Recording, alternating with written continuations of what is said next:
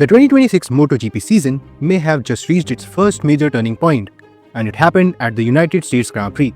Marco Bezzecchi delivered another commanding victory in Austin, leading every lap and securing yet another 1-2 finish for Aprilia. Bezzecchi has now won the first 3 races of the 2026 season, putting him in a category of dominance not seen since Marc Marquez in 2014. And behind them, there was almost an even bigger statement.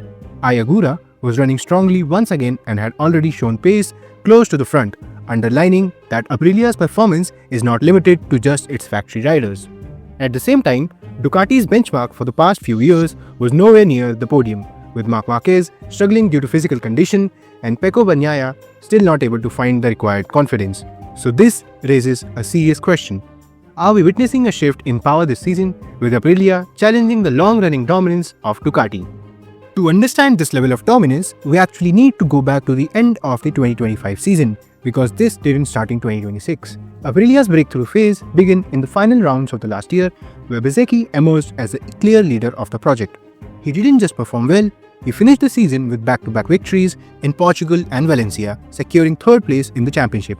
But more importantly, those results were not isolated.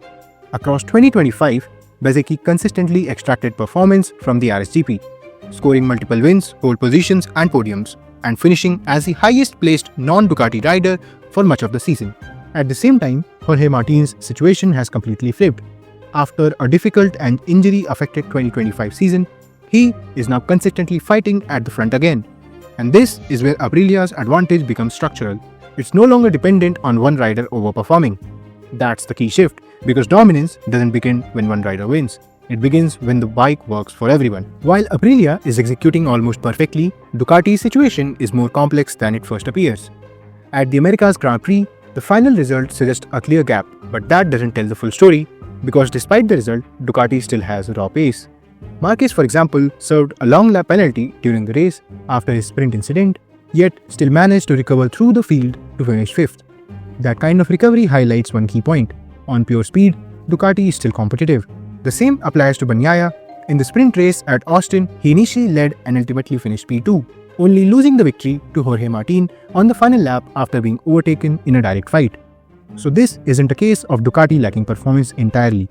They have pace to fight, and on certain laps, they are still the fastest bikes on track. But the difference lies in consistency and execution, and right now, Aprilia is doing that better. Where Ducati shows flashes of speed, Aprilia converts it into results. That's the gap.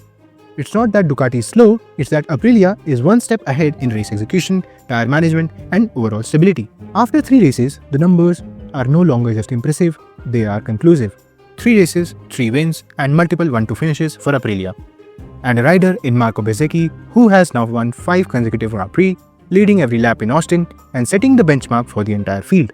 So, can Aprilia challenge Ducati in 2026? At this stage, that question is already outdated. Aprilia isn't just challenging Ducati, they have taken control of the championship narrative. However, this is not complete collapse from Ducati. The underlying data shows they still have race-winning pace, but right now, Aprilia is executing at a higher level, more consistently, and with fewer errors. So the verdict is clear. Aprilia is currently the reference team in MotoGP 2026. Ducati is still in the fight, but they are no longer in control. If you enjoyed this video, please give it a like and subscribe to the channel. Don't forget to follow our Instagram and join our Reddit community to stay up to date with all the latest news.